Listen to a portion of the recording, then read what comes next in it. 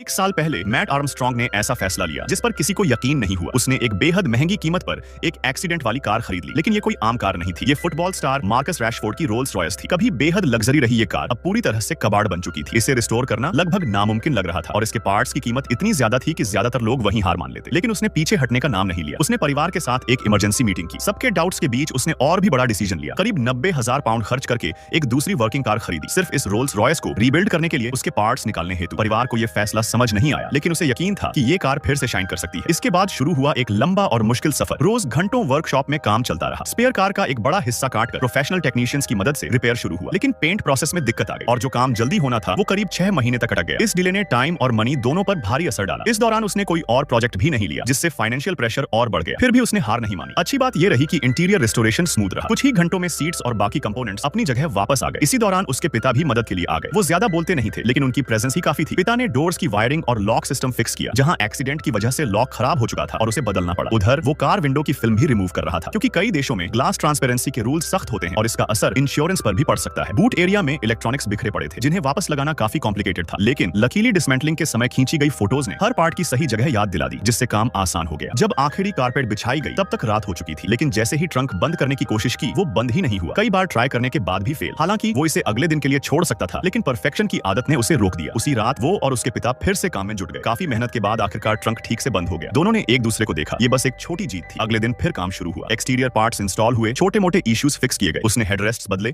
और दूसरी कार से अच्छे सीट बेल्ट्स निकाल कर लगाए। फिर उसने एक बेहद महंगी साइड स्कर्ट इंस्टॉल की, जिसकी कीमत करीब 8,400 यूरो थी और फोर्ज्ड कार्बन फिनिश के लिए अलग से 2,900 यूरो। इतने महंगे पार्ट्स के साथ काम करते वक्त वो बेहद केयरफुल था, क्योंकि इस कार का हर हिस्सा बहुत कॉस्टली था। जैसे पहले बताया गया फुटस्टेप, जिसकी कीमत उसके पिता की 2 महीने की सैलरी के बराबर थी। इसके बाद उसने एग्जॉस्ट सिस्टम पर काम किया। ओरिजिनल एग्जॉस्ट बदलना बहुत महंगा था, इसलिए उसने कस्टम एग्जॉस्ट बनवाया। ये सस्ता भी था और इस पर उसका खुद का लोगो भी था। इस एग्जॉस्ट में मोबाइल कंट्रोल्ड वॉल्व भी था। एक क्लिक में पूरी सड़क गूंज सकती थी। ये फीचर उसे काफी पसंद आया। आखिरकार रियर और फ्रंट बम्पर्स लगने के बाद ये रोल्स रॉयस पूरी तरह रिस्टोर हो गई। अब ये फिर से उतनी ही स्टनिंग लग रही थी जितनी पहले थी, लेकिन इस प्रोजेक्ट की कॉस्ट भी कम नहीं थी। एक्सीडेंट कार खरीदने में 1,84,000 पाउंड लगे, पार्ट्स कार पर 90,000 पाउंड खर्च हुए और बाकी बिल्ड कॉस्ट मिलाकर टोटल करीब 3,50,000 पाउंड पहुंच गया। यानी सिर्फ 1,000 माइल्स चली हुई रोल्स रॉयस को रिवाइव करने में इतना पैसा लग गया। जब वो इस कार को खुली जगह पर लेकर गया और उसे देखा, तो उसके लिए ये सिर्फ एक कार नहीं थी। ये 1 साल की मेहनत, स्ट्रगल्स और डेडिकेशन का रिजल्ट था। कई बार उसने हार मानने के बारे में सोचा, लेकिन हर बार अपने पिता को साथ खड़ा देखकर उसने खुद को संभाला। आखिरकार अपने पिता की मदद से उसने इस इम्पॉसिबल लगने वाले प्रोजेक्ट को पूरा कर दिया। उसी दिन वो कार को फ्यूल स्टेशन ले गया, टैंक फुल कराया और फिर